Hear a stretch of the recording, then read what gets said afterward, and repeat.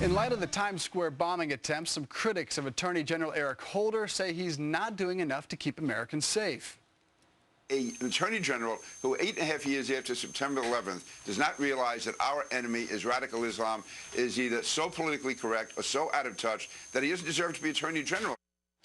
So, should he resign? We're back with our political panel. Rick Newman, Doug Schoen, Deneen Borelli. Deneen, lead us off. Is this enough for him to resign? Eric Holder has turned the Department of Justice into the Department of Joke. I mean, if you think about it, you go back in time, he demanded that the investigation of the Black Panthers in Philadelphia who were accused of voter intimidation, that they drop the case. Right. You look at the immigration bill in Arizona, for example. Didn't read it. Didn't read it, but he was out there front and center criticizing it.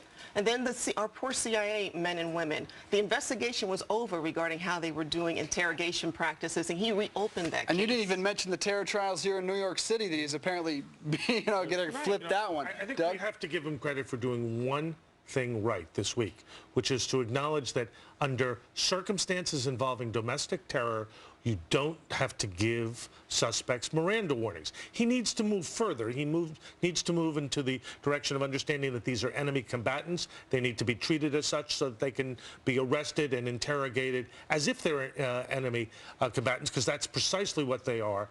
I'm not quite sure I'm ready to say he needs to resign, but he's certainly not a superstar. He does deserve credit on the Miranda. I think so. Warning. You're right there. But Rick, what do you think? I mean, this has been a brutal week. I think the Arizona immigration thing may have been as bad as anything he's done as Attorney General. For him to not read 16 pages is inexcusable. Should he be out, though? Well, let's hope he was so busy investigating the guy in New York that he said, that's just my priority. I mean, but first, can you imagine if cabinet officials resigned, everybody from Congress, every time someone in Congress said they should resign, we wouldn't even know who's running the government because the names would change so fast.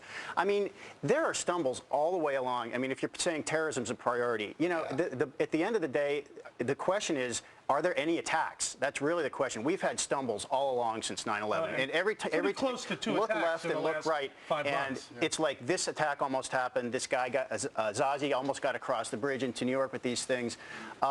It does seem like we don't know all the facts of the New York bomber, and it does seem like this guy is spilling information.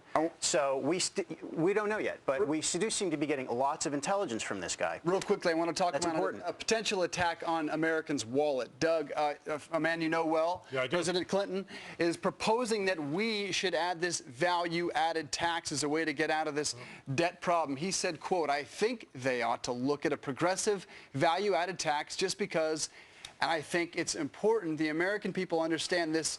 Most of our competitors have tax systems like this." Doug, competitors like Greece, Portugal, Spain, Italy, all whom are in disastrous economic conditions. Should we really add that at a time when the president promised no middle-class tax increase? The rest of what the president said, he talked about reducing corporate and personal income taxes, cutting spending, balancing the budget. I think it's absolutely the case with a bipartisan budget commission reporting back in December after the elections that one of the things that has to be considered in the overall context of reform of our budget process is a value tax. The president, value-added tax. The president didn't say we have to do it. He said we have to consider it. It's on the table. It's got to be part of the mix. Well, the value-added tax is appealing because, in general, it's a way to get more revenue to fund the government we have and the government that's going to get bigger in the future. We have not yet had a real discussion about do we want this government. It's a regressive tax. It's going to harm low-income families. I mean, there's no good going to come from this VAT tax. And how come Clinton's not somewhere playing golf?